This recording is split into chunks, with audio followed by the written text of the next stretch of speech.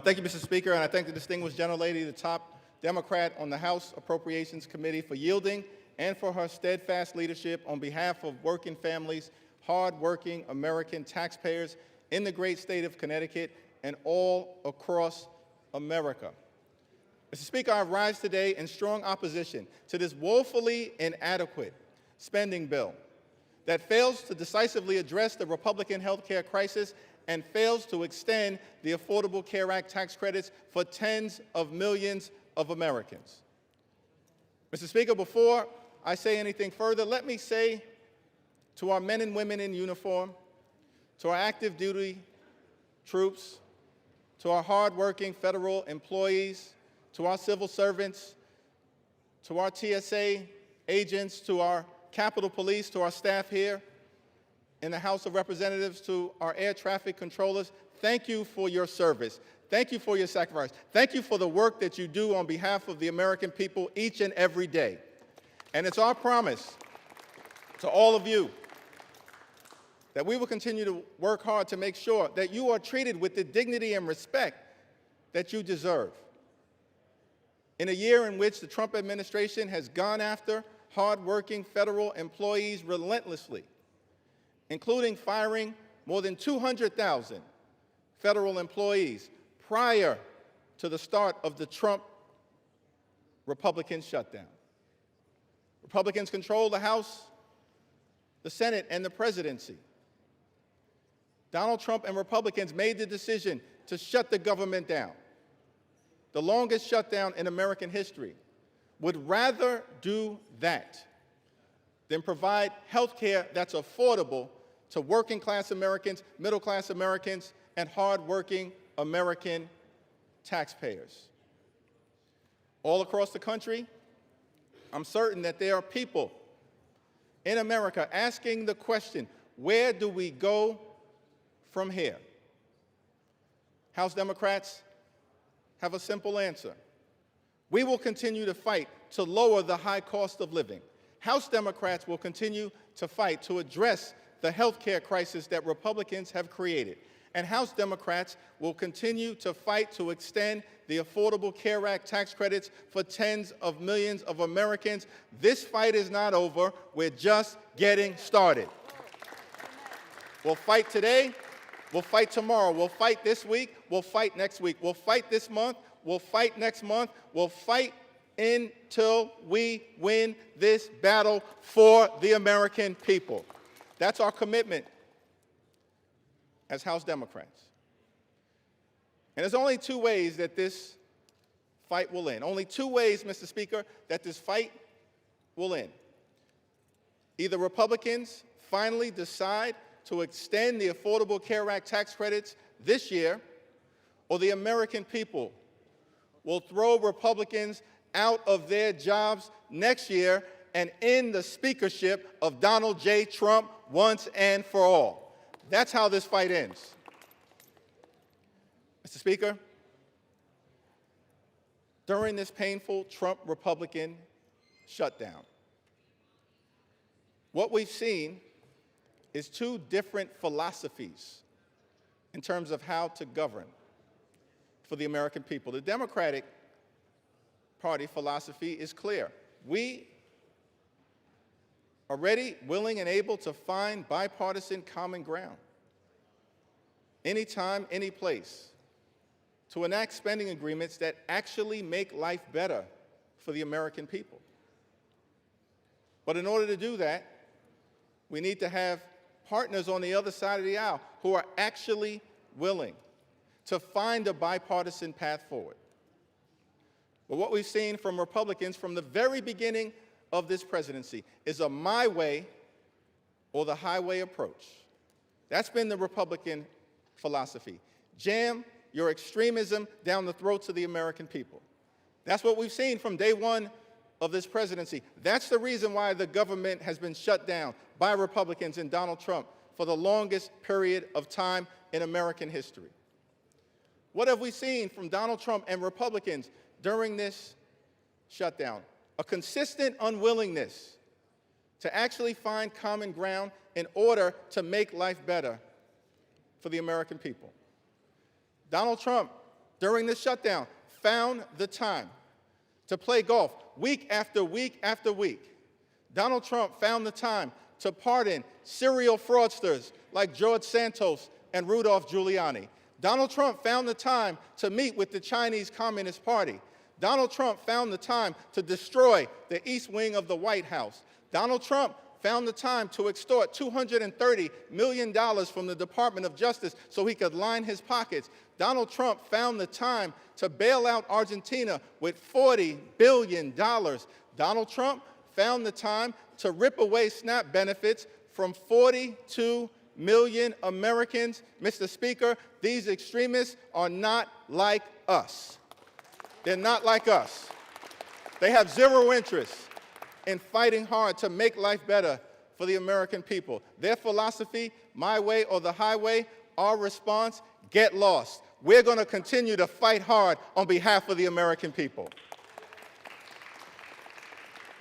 In the midst of a health care crisis and a cost of living crisis that is very real, despite what Donald Trump, the leader of the Republican Party, has to say. He claims there is no affordability crisis in the United States of America. But why would anyone believe anything that Donald Trump or Republicans have to say on this issue?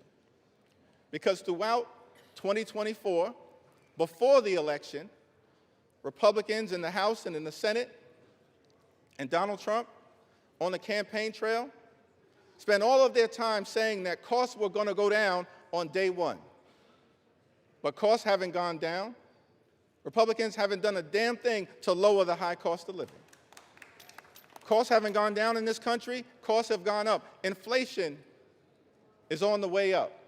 Housing costs out of control. Grocery costs out of control. Electricity bills out of control. Healthcare costs skyrocketing out of control.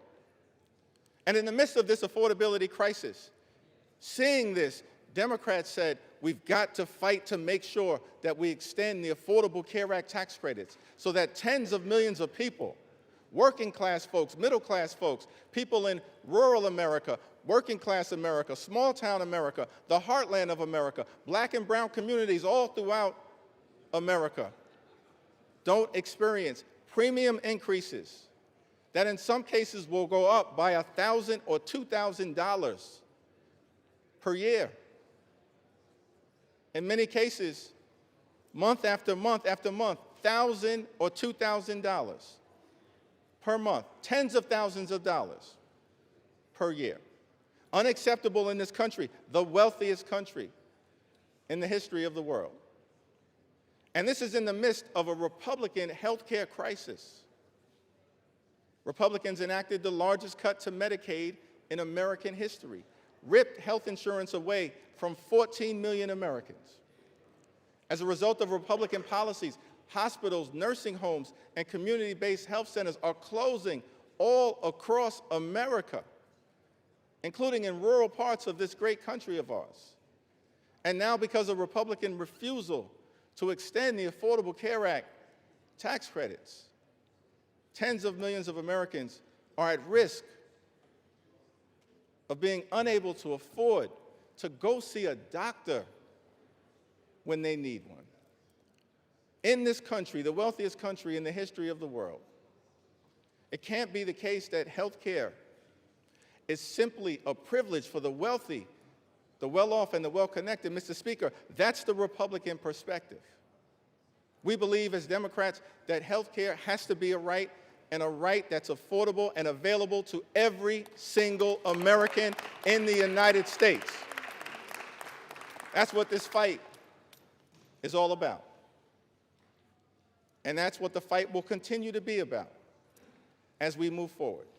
Many of my Republican colleagues have suggested that they want to deal with the health care affordability issue, that they want to address the Republican health care crisis that's devastating people all across this country. Well, we have an opportunity for you to do so. There's a discharge petition connected to legislation that House Democrats have introduced to extend the Affordable Care Act tax credits for 3 years, because we believe that working-class Americans, middle-class Americans, and everyday Americans deserve the same level of certainty that Republicans always provide to the wealthy, the well-off, and their well-connected donors. Working-class Americans deserve that level of certainty. So join us in extending the Affordable Care Act tax credits. It's not too late. We're in the midst of open enrollment, but the tax credits expire on December 31st. And we will stay on this issue until we get this issue resolved for everyday Americans. Mr. Speaker, as I close, I've had the opportunity, as many of us do, to serve in the United States Congress with legendary figures, too numerous to mention. Legendary members, of course, Speaker Emerita Nancy Pelosi, Steny Hoyer, the great Jim Clyburn, Maxine Waters, Elijah Cummings, Charlie Rangel, our own Marcy Kaptur, the longest-serving woman in the history of the United States House of Representatives. We've all had the opportunity to serve with legendary members, John Dingell, too numerous to mention. But one can't call that roll without calling the name of the great John Lewis. I had the distinct honor of serving with John Lewis for several terms. Many of us here in the House of Representatives did. I'll never forget, on my first day in the Congress, I had the opportunity to meet John Lewis for the first time in person. And he called me over to see him on the House floor, and he just asked me a simple question. He said, "Are you the new guy?" And I said, "Yes, sir, Mr. Lewis, I am." And he said, "Well, we're colleagues now. You don't have to call me Mr. Lewis. You can call me John." I said, "Yes, sir, Mr. Lewis, I understand." And then he said to me, "You're from Brooklyn, right?" Now, Mr. Speaker, I got to be honest, I was tempted to say, Brooklyn is always in the house. But instead, since my mother raised me with some sense, Lenita Jeffries, I said, "Yes, sir, I'm from Brooklyn." And then he said something to me that I've never forgotten. He said, "Well, I hear some positive things about you from your predecessor, but Washington, D.C., young man, can be a rough place. So I don't want you to get into any trouble unless it's good trouble." And I just wanted to stop by on the House floor to make sure it was clear to the American people that the spirit of John Lewis lives amongst House Democrats, and we will continue to get into good trouble to make their life better. That's our commitment to every single American all across this country, from this day and for every day moving forward. And it was John Lewis who said to us that ours is not the struggle of one day, 1 week, or 1 year. Ours is the struggle of a lifetime, and maybe even many lifetimes. And each one of us in every generation must do our part. Mr. Lewis, we love you. We were blessed by our opportunity to serve with you, and House Democrats are here to do our part. We're in this fight until we win this fight for the American people. I yield back.